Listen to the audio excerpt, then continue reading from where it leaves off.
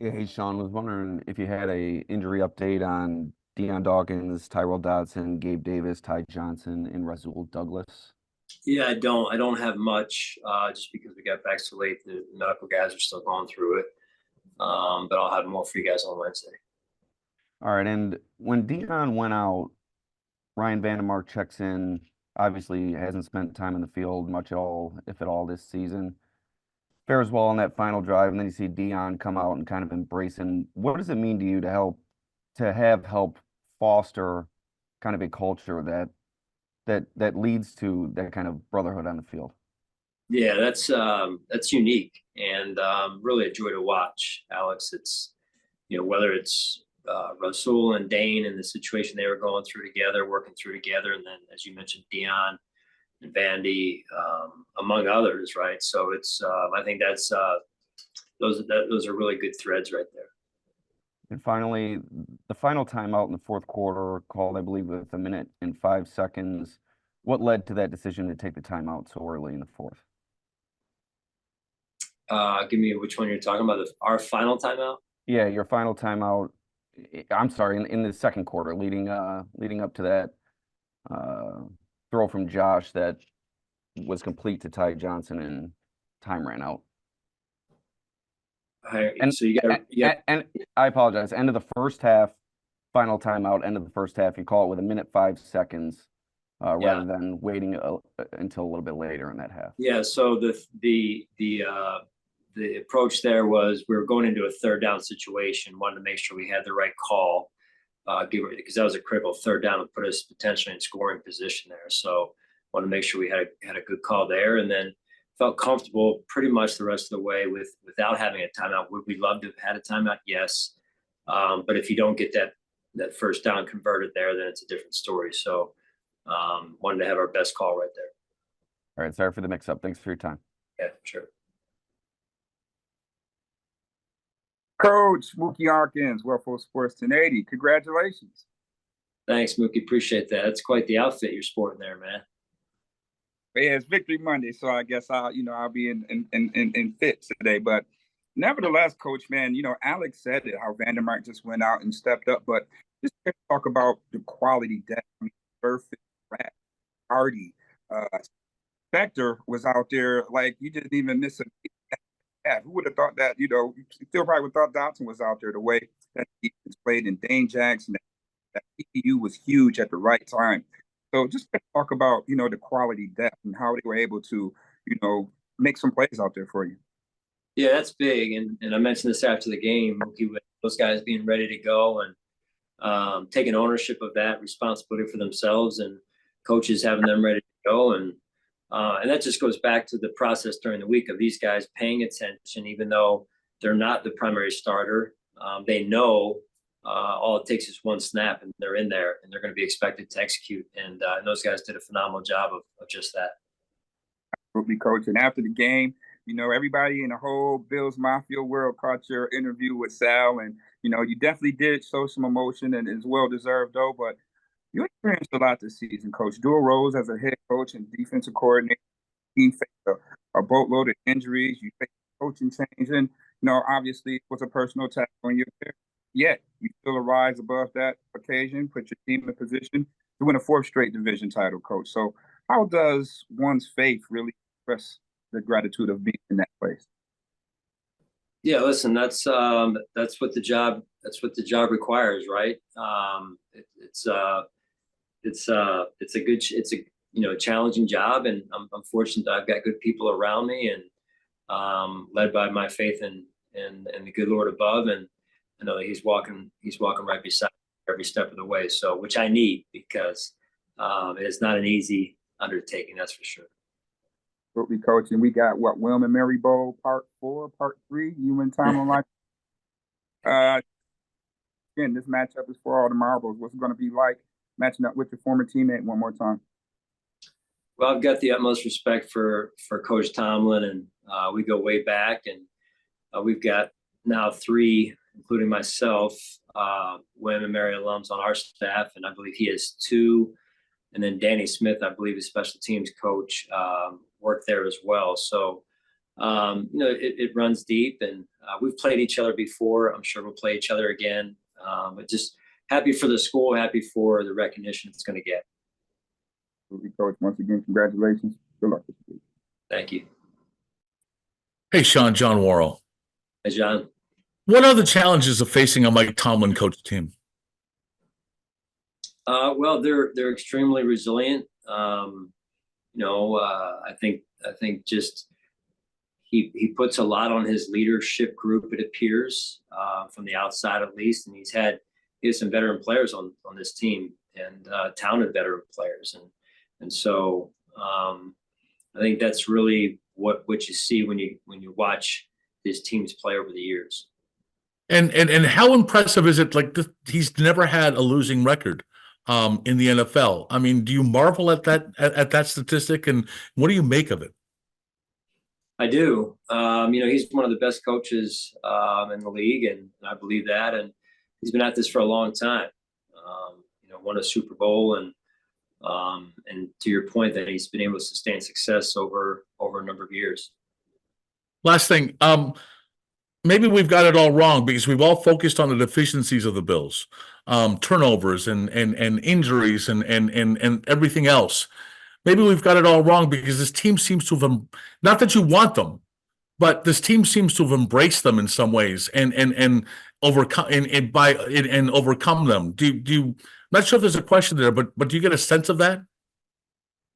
Well, I think that that we have a resilient group of players and a team overall, and I think it got to a certain point in the year where it's just like, hey, this is what it's going to be. So time to buck up and get the job done. And I think that's really what the guys have done. They've come together and played for one another, and that has formed an identity throughout the last 4 or 5 weeks here. Thanks, Sean. Sure. Hey, Sean, my question was kind of along those lines, but we talk at various points of the year about how each team is different. It's a different story each season, presents different adversity and that kind of a thing. Along the lines of the answer you just gave to John there, has this group, is it maybe uniquely, how uniquely qualified is it to head now into the postseason, given what they've overcome and the identity that they have formed, in your opinion? Yeah, we've gotten here because of those qualities. I think they've had a large or significant hand in us getting to where we are. There's more work to be done, and there's more improvements to be had by our team. So that comes with great responsibility as well as we move forward into the first week of the postseason here, and that focus and that intentionality is what has to come to the surface here as we move forward here. But yeah, I mean, I don't ignore that or overlook that the way the guys have come together and been resilient through some of the challenges that we've had. I think it says a lot about who they are and how important things are to them. Yeah, does that just kind of manifest itself as like maybe a confidence that you would have at halftime last night after the first half, the way things went, that the players in your room know they've overcome it before, and maybe that's part of what John meant by embrace, that using that for that situation? Yes, I would agree. When you're in a situation that you've been in before and you've been able to overcome it, I think that is part of learning how to win, and it's also part of figuring things out and finding a way. And our guys have done that numerous times now. I don't love being able, having to do that. It just seems like it's never easy. But that is such is life in the NFL. Thank you, Sean. Sure.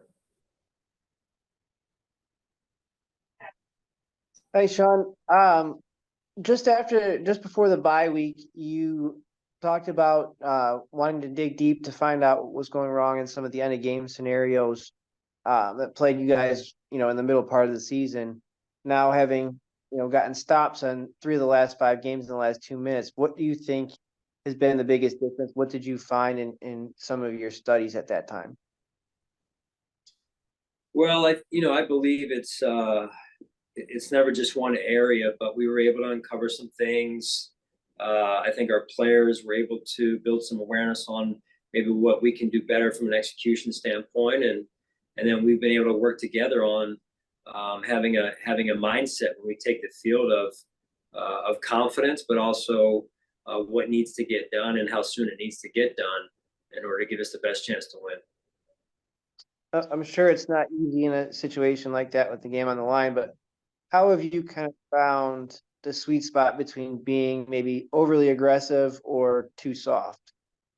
Yeah, that's a tough balance because you don't want to take too much risk, but you also don't want to not be aggressive enough to your point. So it's hey, listen, if we knew the exact play that they were going to run, then I'd be able to tell you exactly how aggressive we should be. But unfortunately, they don't tell us that. But I've been extremely proud of how the guys have finished these games, in particular over the last month and a half here. And then this is the fourth year in a row you're entering the playoffs with at least a 4-game win streak. Is there anything applicable from the last 3 years in the playoffs that you can maybe apply here to ensure maybe a deeper playoff run? Well, continue to take it one game at a time.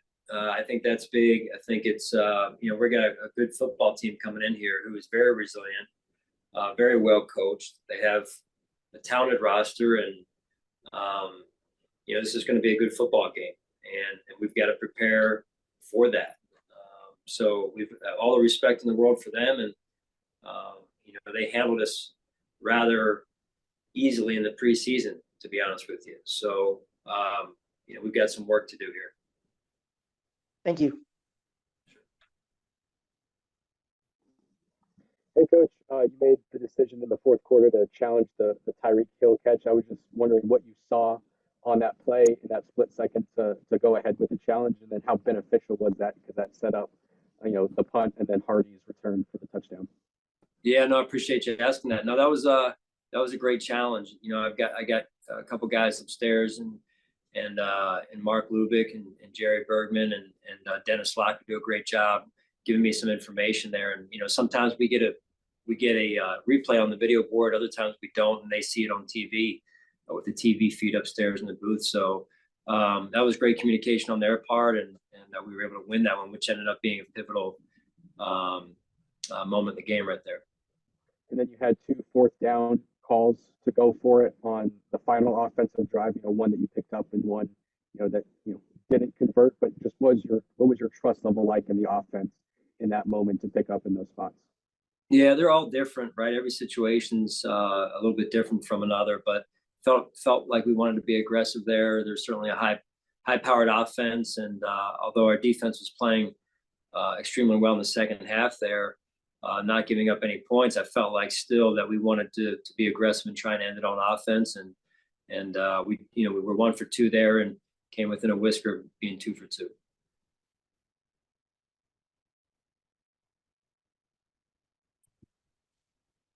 Hey, Sean. I know you went or didn't have major injury updates, but I was curious, when we talked to Rasul after the game, he was saying how he felt he maybe could have gone back in, but then ended up talking to Dane Jackson, and it was ultimately Dane's kind of confidence of like, I'm 100, I can do this, that led to him going in. I was wondering just kind of, when that conversation gets to you, like, are you talking to these guys too, or like, how did that kind of play out for you with Rasul and Dane specifically? No, the way that unfolds on the sideline, Catherine, is normally Nate or one of Nate's assistants will come to me and say, hey, this is the status of said player, and they're either going back in or we're working on them, or they're not going to be able to return. And in a situation with Rasul, it got to a point of he's going to be out for the game. So that conversation that you're referring to that unfolded with Dane and Rasul there, I was not privy to that conversation. My attention was elsewhere at the time. Gotcha. No, that makes sense. I was just curious. What did you make? I know you've talked just kind of about guys in general, but Dane, just his season as a whole, what have you seen out of him in kind of this continuous, what we saw last night? Yeah, I mean, he's one of the main proponents that I would say is a great example of continuous improvement, right? He continues to be unselfish. He continues to put the team first. no matter what his role has been or what's asked of him. He keeps a positive mindset regardless, and he's just all about trying to be the best player he can be and the best person, quite frankly, he can be. And I have a tremendous amount of respect for that. And then just on the punt return touchdown, for Deontay Hardy, I know you've talked about kind of his resiliency as well, but what else stood out to you on that play? You know, there were some key blocks, stuff like that. Just when you look at that entire special teams unit, what were kind of your takeaways from that? Very impressed. I really was. You know, when you look at the blocks on that play, the execution level was very high, and then the way that the players finished the play, and once you get Deontay going, he can do the rest, and as everyone saw. But to me, it was the mindset, the attitude, the urgency, the intensity of each man doing their job to get him started there. Thanks. Sure. Coach, this is Pat Freeman from the Buffalo Criterion. How you doing today? I'm well, Pat. How are you? I'm great. It's my birthday, so. All right, man. Happy birthday. Hey, I wanted to congratulate you on the game yesterday and also ask you, during the course of a long season, and you've gone to 17 games now, how has that affected your coaching during the course of that season, especially during your tenure here? Because these guys are now susceptible to a lot more injury and a lot more game time. Well, it's an interesting question, Pat. I think more than anything, we're called as coaches now with this duration of 17 games each season to really dive into the science of making sure we're doing right by their bodies and their minds and their spirits, and first and foremost, their safety, right? So it's to me incumbent upon us that we do everything we can to do the research we need to put them in the best position possible to stay safe, A, and then also B, perform at the highest level possible each week. And coming into this game against the Pittsburgh Steelers, are you anticipating any other players coming back from injury? Is Jordan Phillips going to be available at all? I don't know that right now. Again, I'll get an update from Nate here soon, and hopefully have more information for you on Wednesday. All right. Thank you, sir. Have a good week. All right. Thanks. You too, and happy birthday. Thank you, sir. Hey, Sean. I was curious, what went into the decision to have Vaughn active yesterday, and why did you feel comfortable having him up over Kingsley? Yeah, again, just similar to the week before, felt like he gave us the best chance to win, and thought he had approached the week, with a very urgent mindset and approach, and I saw some of that show up in the game. We had limited rush opportunities, but overall, I thought he showed some flashes there. Was there anything specific you saw from him during the week that made you, the urgency you referenced, that made you feel like, okay, good to have him up again, or just kind of everything he did? Just everything he did. It starts with his mindset, and like it does for most of us, and I thought that was in a good spot, and he was attacking the week with energy and urgency, like I said. And then having Leonard up over Latavius, just how did you feel about his role yesterday and what he brought in, especially in third and short situations and that sort of thing? Yeah, no, both good players. We need both of them. And Tay was a true pro in how he handled it, very unselfish in his approach, and that is very much appreciated. Because I think those are the unselfishness of a team is sometimes linked to how successful a team may become, and I think that's important there. And then I thought Lenny did some good things. He was in there in some of the drop back passing game as well from a protection standpoint, and so he's always learning. We're always learning and trying to improve. Thanks. Sure.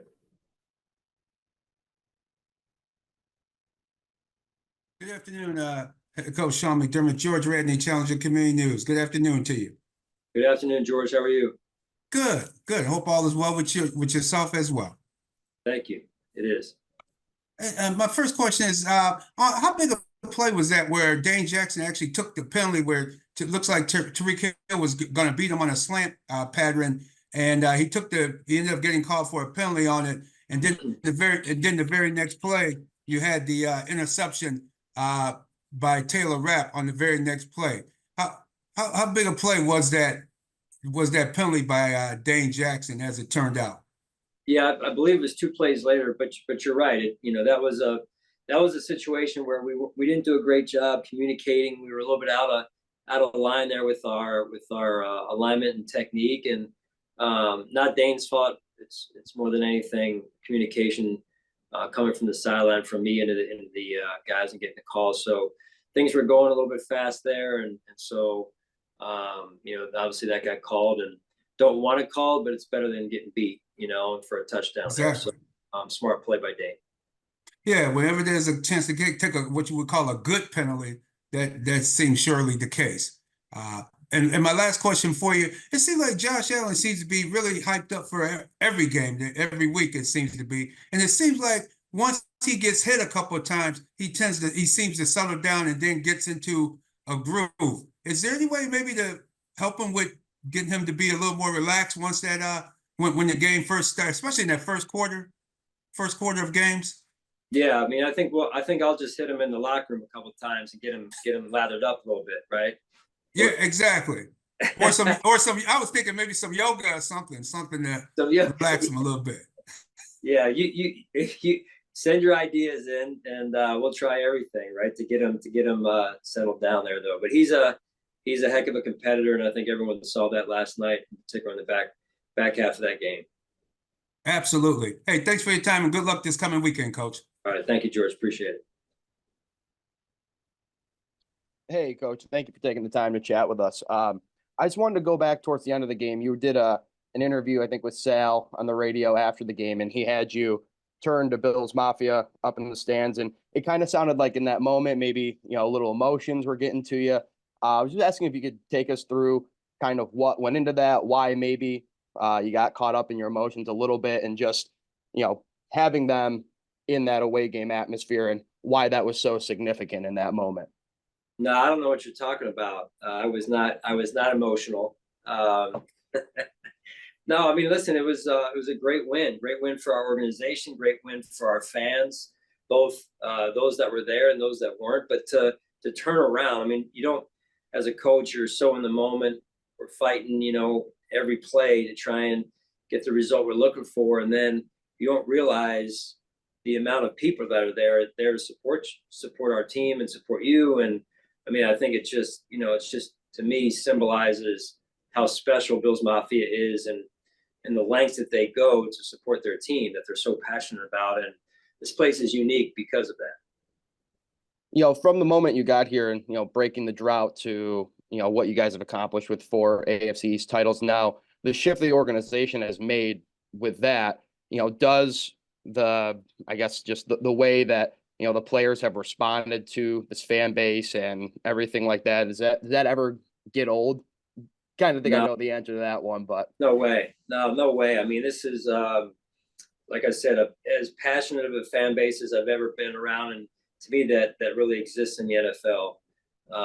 And I think it's really special when you have an owner that is from the area, Kim being the same, and like there's just a genuine connection, right? That it starts from the top down, and the people that work in our building, true Buffalonians, many of whom are born and raised here and have stayed here, and it's just it doesn't happen that way everywhere, right? And I think that when you have that, it just runs deep, and the emotions run deep, and the passion for the team. Listen, it's no different than for the Sabres, right? And I think that's part of what makes it so special. Thanks, Sean. Sure. Hey, Coach, I know when you guys set out and make those goals in the beginning of the season, one of the goals is hosting home playoff games, and you get to do that here on Sunday afternoon. You guys are 4-1 at home in the playoffs since 2018. So why is playing at home so important in the postseason? Well, our fan base, Maddie, I think that's number one, right? Playing in Western New York, Who knows what the weather will be like? We'll see how it turns out this Sunday at 1. But to play in front of our fans, it's tough to play here. Excuse me, and going on the road, it's tough. I can tell you in the playoffs, it's when you're trying to run a play on offense and you can't hear, you can't communicate and get everybody on the same page. That's a daunting task right there on the road. So it's nice to have that at home. That said, we've got to make sure that we execute and we are ready to go in terms of our level of play this weekend. I know you spoke about Terry and Kim a little bit in that last answer there, but 4 straight AFC East titles, a lot of it wouldn't happen without them being at the helm and being at the top of all of this. So what can you say about just how important they are to this team and this place? Well, it all starts with them and what they've gone through and how they've handled it. To me, again, says a lot about Western New York. It says a lot about the Bills organization in terms of just the tight-knit community that we have here in Western New York and inside the Bills building here. So it's really built on love and I just can't be more, I couldn't be more honored to work here, whether I was a head coach or any other role here. It's just, to me, it's a great honor to work here in an organization that cares so much about their people.